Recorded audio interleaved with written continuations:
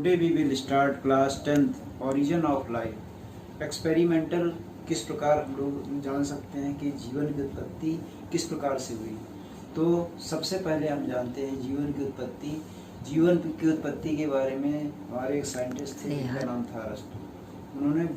उन्होंने ये बताया कि जीवन की जो उत्पत्ति हुई है वह अपने आप हो गई। मतलब नील नदी के किनारे जो भी बालू होती थी उसमें मगरमच्छ, केकड़े वगैरह जो भी होते थे वह अपने आप पैदा हो जाते थे, उनका ऐसा कथन था।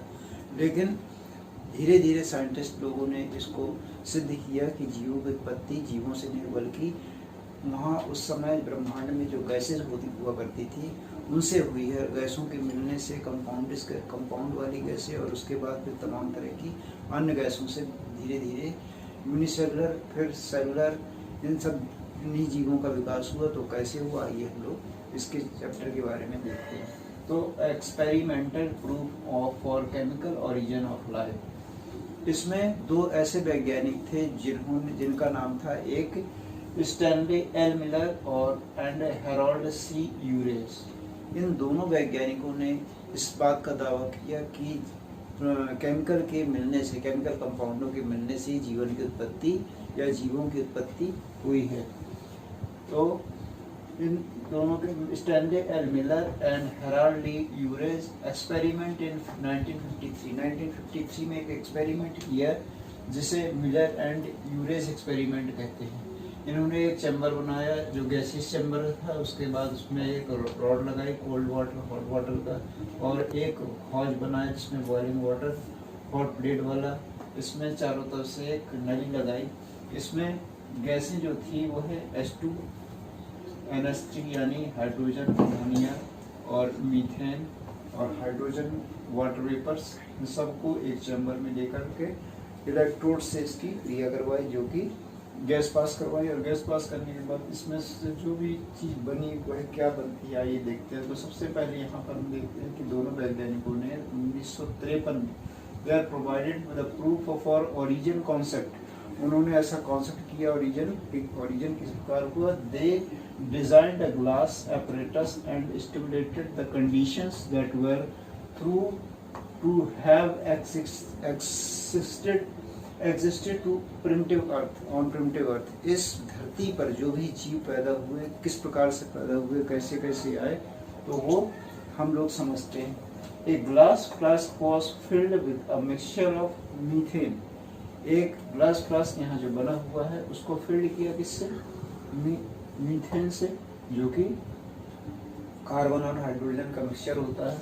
अमोनिया नाइट्रोजन और हाइड्रोजन का मिक्सचर होता है, and hydrogen H2 in the ratio of 2:1। इसको अमोनिया को 2 रेशियो में और मीथेन को 2 भाग में और 1 भाग हमने लिया हाइड्रोजन। इसमें यहाँ पर आप देख सकते हैं हाइड्रोजन को लिया in the ratio of 2:1 and water vapours H2 was circulated in this areas। इसमें पूरा सर्कुलेट किया गया इन सब गैसों को मिला करके और ये सारी चीज़ों को मिला करके यहाँ पर इनको सर्कुलेट किया गया। इसके बाद in the apparatus these gases was believed on prevails in the ancient atmosphere। उस समय का जो एटमॉस्फेयर था धरती का जो बनी थी, क्योंकि जो सन का टुकड़ा हुआ करती थी उस पर जब बारिश हुई तो बारिश होने के बाद उसमें तमाम तरह की गैसेस निकली और गैसेस निकलने के बाद इसमें तमाम तरह की यही सारी गैसेस निकली थी, कार्बन, हाइड्रोजन, नाइट्रोजन और ऑक्सीजन। क्योंकि इनसे आपस में इन्होंने सहयोग किया तो इसका हाइड्रोजन बनाया, अमोनिया, मीथेन और इस तरह के वाटर वेपर्स बने। इस तरह से धीरे धीरे इन गैसों का निर्माण हुआ और उसी तरह से पृथ्वी पर छोटे छोटे यूनिसेलुलर ऑर्गेनिज्म का भी उत्पत्ति हुई। तो energy for the interaction of gases was provided by electric spark in the gas flask. Gas flask में इलेक्ट्रिक स्पार्क किए इलेक्ट्रोडों के द्वारा, यहाँ गैस फ्लास्क के इलेक्ट्रोड के द्वारा गैस पास किया। इसके बाद इन्होंने भी बताया कि provided by electric spark in the gas flask the mixture was maintained at the temperature just below 100 degree centigrade.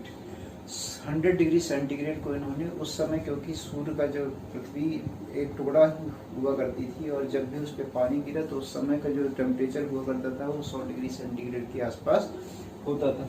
तो हमने जब इसका 100 डिग्री सेंटीग्रेड के आसपास इसको हमने बॉयल किया वाटर को, और इसको यहाँ से नली से पास कराया वाटर को, तो जैसे ही इससे पास कराएंगे तो ये gases after 18 days when chemical composition was the gaseous mixture was analyzed, it is was found in the contain many simple organic compounds such as, बहुत सारे ऐसे ऑर्गेनिक कंपाउंड बने इसमें पैदा हुए जो इस प्रकार से एमिनो एसिड्स बने।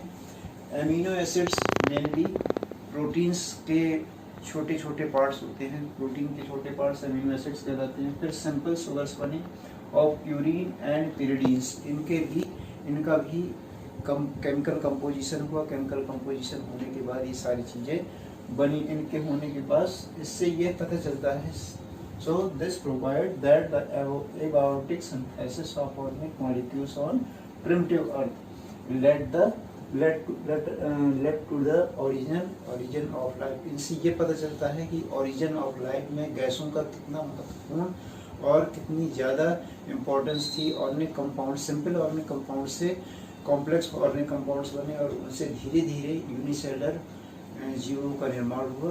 तो इससे हम समझते हैं कि जो भी धरती पे जितने भी यूनिसेलर जीवों का निर्माण हुआ वह केवल गैसों के माध्यम से और गैसों के कॉम्प्लेक्स कंपाउंड के बनने से हुआ। आज के लिए